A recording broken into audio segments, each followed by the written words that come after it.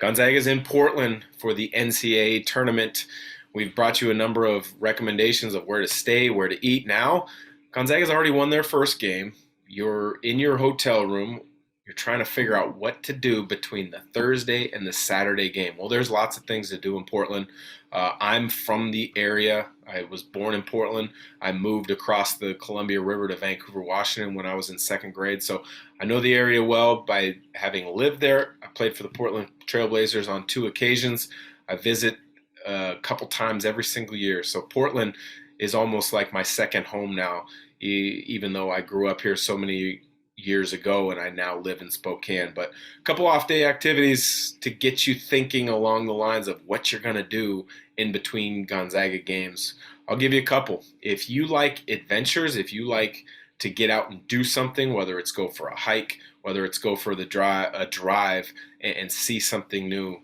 My first two off day activity recommendations are right along those lines. The first one would be go see the Pacific Ocean. It sounds simple, it sounds easy, but if you've never been to Cannon Beach on the Oregon coast, do yourself a favor, get on Highway 26, drive about an hour and a half, and go enjoy Cannon Beach. It is an absolutely unbelievable little beach town. There's a tremendous amount of great restaurants, bars, shops. Obviously, you're right on the beach. There's great, easy access, and it's a great sandy beach to just walk out and look at God's wonder while you have an off day following the Zags in the NCAA tournament.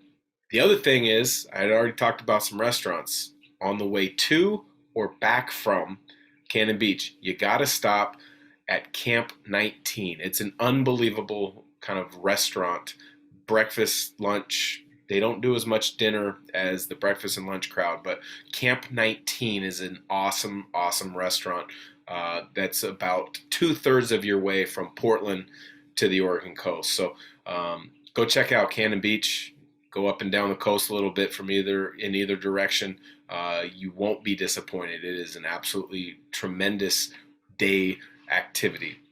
Second day activity, if you're kind of looking for an adventure or get it out of the city a little bit, it's only about 35 minutes or so from downtown Portland, and that is just go east on I-84 and go to Multnomah Falls, one of the largest waterfalls in the United States. You can actually see it from the freeway as you begin to get into the Columbia River Gorge. But if you stop at Multnomah Falls, there's a number of hiking trails that will take you up to the falls.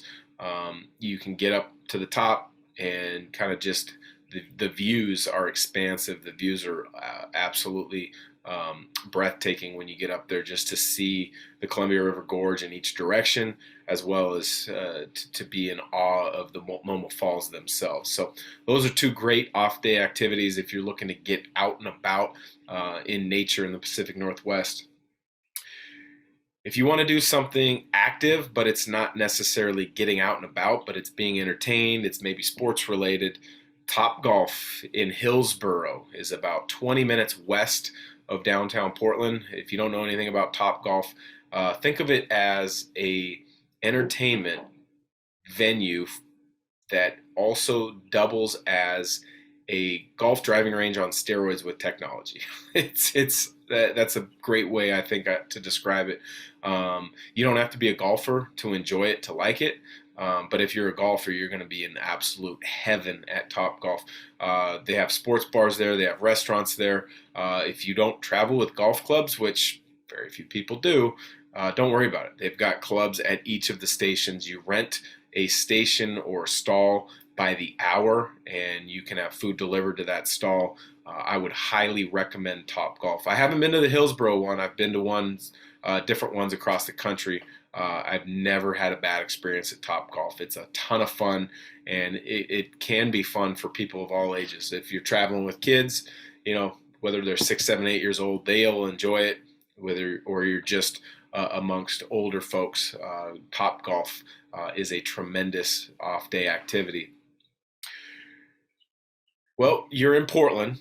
Everybody knows Nike is headquartered just outside the city limits in Beaverton. What a lot of people also don't know is Adidas, their main rival, is also headquartered for their North American headquarters in the Portland area. So if you're into Nike or Adidas gear, get a chance to get an employee pass to either one of those two employee stores. What you'll find is a tremendous amount of gear at a steep discount. Maybe not what the discount used to be, in particular at the Nike employee store, but still, it's a tremendous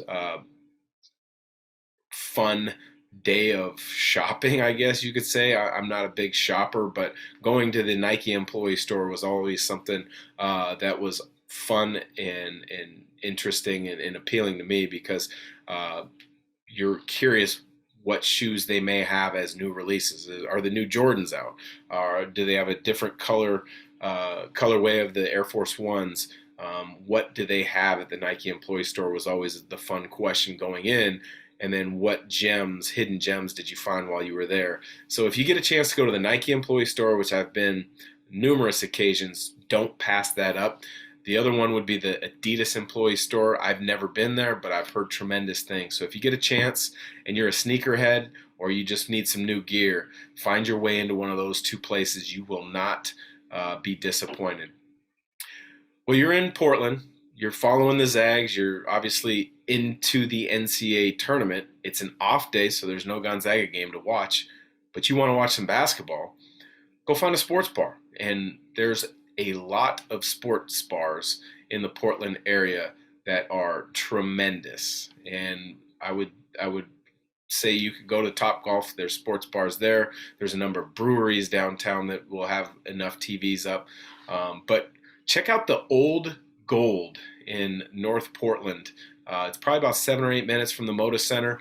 I've been in touch with the owner, John Nakel, and he's kind of shared some different things about what they're doing and how they're going to be prepared for people to watch the NCAA tournament.